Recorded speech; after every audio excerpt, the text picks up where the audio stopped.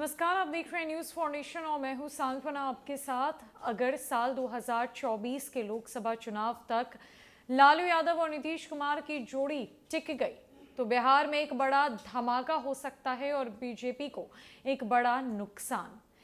हालांकि ऐसा कहना बड़ा मुश्किल है क्योंकि कुछ भी तय नहीं और बिहार की राजनीति में रातों रात कभी भी कुछ भी हो सकता है। खासकर मुख्यमंत्री नीतीश कुमार की राजनीति और उनकी रणनीति समझ पाना, उसे भांप लेना इतना भी आसान नहीं है। चलिए आगे बढ़ते हैं। लालू यादव इस वक्त सिंगापुर में है। अपना इलाज करवाकर वहां अपनी बेटी रोहिणी आचार्य के पास रहकर स्वास्थ्य लाभ ले रहे हैं, लेकिन महज कुछ ही दिनों में उनकी भारत वापसी होनी है, जिसके बाद बिहार की सियासत में हलचल मच गई है।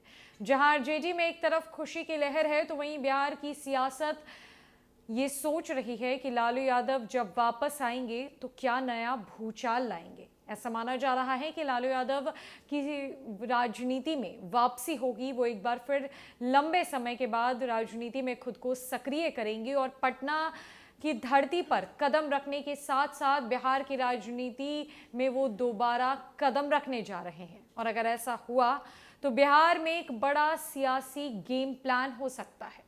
हालांकि ये भी माना जा रहा है कि लालू यादव, जो कि इतने मंझे हुए खिलाड़ी हैं, इतने लंबे वक्त का उनका राजनीतिक अनुभव रह चुका है, तो माना जा रहा है कि सिंगापुर से ही उन्होंने सियासत का प्लान सेट कर दिया है, चाबी को ताले में लगा दिया है। आना उनका बस बाकी रह गया है, जिसके बाद बिहार की राजनीति में उथल पुथल मचने वाली। दरअसल जदयू और आरजेडी के साथ की बात इसीलिए कह रही हैं क्योंकि सियासी गलियारे में बयानों के साथ साथ कई तरह के अटकलें भी लगाई जा रही हैं। ऐसे में पहले से तय मान लेना भी मुश्किल है। आगे बढ़ते हैं। इस लोकसभा चुनाव में बिहार इसलिए सबकी नजर पर है क्योंकि नीतीश कुमार विपक्षी दल को एकजुट करने में लगे हुए हैं। महागठबंधन सरकार के पास दो ऐसे हथियार हैं जिससे वो चुनौती देगी। अगर जोड़ी कामयाब हो गई तो बीजेपी आउट हो जाएगी। भारतीय जनता पार्टी को झटका लग सकता है। बिहार की जातियों के बल पर ही राजनीति होती रही है। दो हथियार में महागठबंधन के पास ये पहला हथियार है जिस पर कब्जा करने के लिए दल के नेता हर चाल चलेंगे। अगर दूसरे हथियार की बात करें तो वो है बिहार में हो रही जाति आधारित गणना। इन्हीं दोनों के आधार को बनाते हुए प्लान तैयार होगा। जाति आधारित जनगणना का सरकार फायदा गिनाएगी और इसी लोकसभा चुनाव के दौरान लोगों के बीच पहली प्राथमिकता पर रखेगी।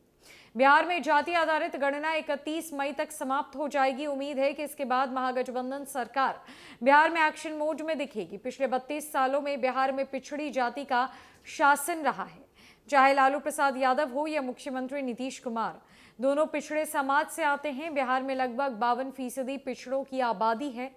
अभी देश में 49.5% आरक्षण है, जिसमें पिछड़ी जाति को 27, अति पिछड़ी जाति को 15 और अनुसूचित जनजाति को 7.5% आरक्षण दिया गया है।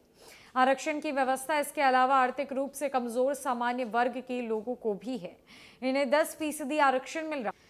गौरतलब है कि बिहार में जातीय जनगणना पूरी होती है तो निश्चित तौर पर पिछड़ा और अति पिछड़ा समाज मिलकर इसका आंकड़ा 52% से अधिक हो सकता है। बिहार में जातीय गणना होने के बाद नीतीश और लालू की जोड़ी केंद्र सरकार पर आरक्षण की सीमा बढ़ाने की मांग करेगी। हो सकता है कि 40 से 45% पिछड़ी जाति के लिए आरक्षण की मांग करे, जो केंद्र सरकार के लिए मुसीबत बन सकती है क्योंकि सरकार को 50% से ज्यादा आरक्षण देने का प्रावधान नहीं है और 50% आरक्षण में अति पिछड़ा, अनुसूचित जाति और पिछड़ा समाज सभी आ जाते हैं। ऐसे में अकेले सिर्फ पिछड़ा समाज को आरक्षण की सीमा बढ़ाना सरकार के लिए मुश्किल होगी और इसका खामियाजा बीजेपी को चुनाव में उठाना पड़ सकता है। महागठबंधन की सरकार के पास दो ऐसे हथियार हैं जिससे वो बीजेपी पर धारदार हमला कर सकती है और बीजेपी तितर बितर होकर रह जाएगी।